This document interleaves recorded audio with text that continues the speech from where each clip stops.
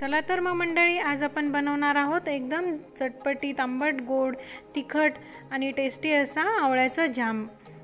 विटॅमिन्सनी भरपूर असा, याचे अनेक फायदे आहेत। चला तर मग कसा बनवायचा ते पाहूया। पाव किलो आवळे घेतलेले आहेत मी, एकदम फ्रेश आवळे आहेत हे, बघू शकता तुम्ही। स्वच्छ धुवून साफ करून घेतलेले आहेत मी हे। आता आपण पातेल्यात गरम पाणी ठेवून वरती गाळणी ठेवायची आहे आणि हे जे आवळे आहेत ना ते एक एक करून त्यात टाकून व्यवस्थित वाफवून घ्यायचे आहेत। 15 ते 20 मिनिट लागतात छान वाफ येण्यासाठी, त्याला शिजण्यासाठी। आपण 15 ते 20 मिनिट मीडियम गॅसवर शिजवून म्हणजे वाफवून घेऊया। बघू शकता तुम्ही, शिजल्याच्या नंतर त्याचा थोडा कलर चेंज पण झालेला आहे आणि त्याचे जे वरचे हे असते ना ते सुटतात, लेयर्स सुटलेले असतात बघा, म्हणजे आपण ओळखू शकतो ते शिजलेलं आहे। हे बघा अशा प्रकारे। आता आपण हे काढून थंड करायला ठेवूया। बघू शकता। आता मी त्यासाठी आणखीन 2 इन्ग्रेडियंट्स घेतलेले आहेत। 3 चमचे मनुका घेतलेले आहेत आणि 10 ते 11 खजूर घेतलेले आहेत। तुम्ही कमी जास्त पण हे प्रमाण करू शकता। यामुळे ना त्याची चवही छान लागते आणि लहान मुलांना म्हणजे कसं ड्राय फ्रूट्स वगैरे खायला थोडा कंटाळा करतात मुलं, या निमित्ताने त्यांच्या पोटात जातं, म्हणजे खातात पण।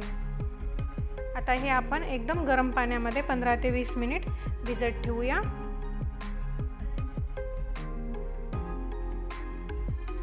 अगोदर मी हे दोन्ही स्वच्छ धुवून घेतलेले आहेत आणि खजूरचे जे आहे ना ते बिया काढून घेतलेल्या आहेत।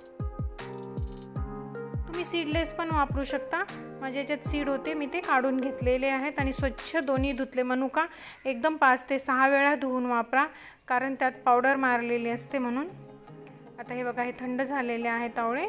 आता आपण त्याची बी जी असते ना ते काढून घेऊया।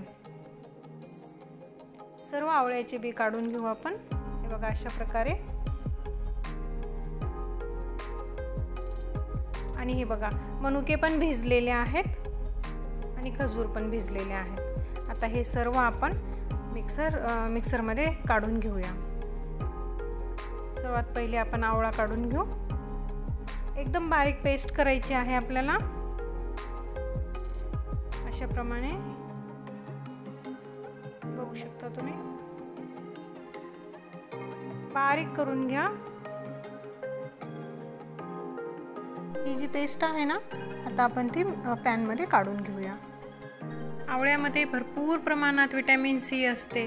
त्यानंतर खजूर हे थंडीसाठी चांगले असतात। तुम्ही गूगल करून बघू शकता किती विटॅमिन्सनी भरपूर असा हे जाम आहे, तर नक्की करून बघा। त्यानंतर खजूर आणि त्याच याच्यामध्ये पॉटमध्ये खजूर आणि मनुका ज्या भिजत ठेवलेल्या होत्या ना आपण, त्या काढून घेऊया।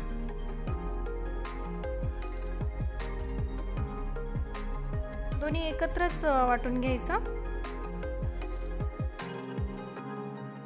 आणि आवळा सेपरेट वाटायचा आणि मनुका आणि खजूर सेपरेट वाटायचे। बघा, ही पण एकदम मी बारीक पेस्ट केलेली आहे। आता आपण हे पहिले आवळ्याचं जे हे मिश्रण केलेलं आहे ना ते शिजवून घेऊया।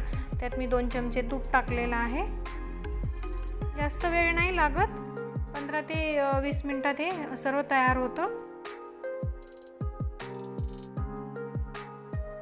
भरपूर आवळे आलेले आहेत। आता गूळ घेतलेला आहे मी 250 ग्रॅम, म्हणजे 250 ग्रॅम हे आहे आवळे आहेत, तर मी 150 ग्रॅमच्या आसपास गूळ घेतलेला आहे, कारण खजूर आहे ना त्यामध्ये, त्याचा स्वीटनेस जास्त होतो म्हणून।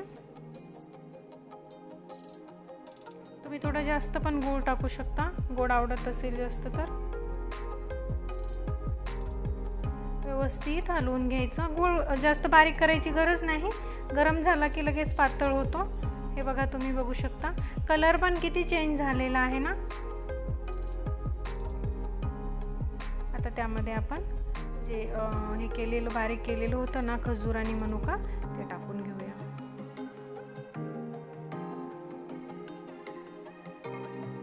व्यवस्थित शिजवून घेऊ 10 ते 15 मिनिट.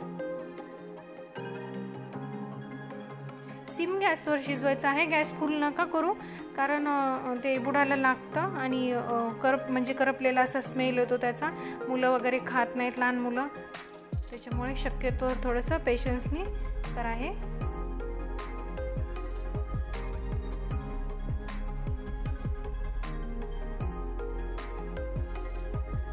बघू शकता घट्ट झालेलं आहे.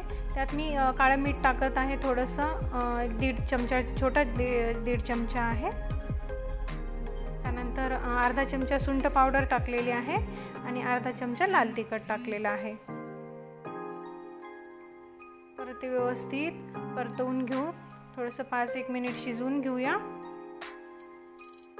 लहान मुलांसाठी तर फार उपयुक्त आहे. मुलांना ब्रेडवर लावून किंवा पोळीला लावून टिफिनमध्ये द्यायला मस्त ही रेसिपी आहे. नक्की ट्राय करू शकता. खरं तर सर्वांसाठीच उपयुक्त आहे. सकाळी सकाळी आपण 1 चमचा खाऊन पाणी पिलं तरी चालेल.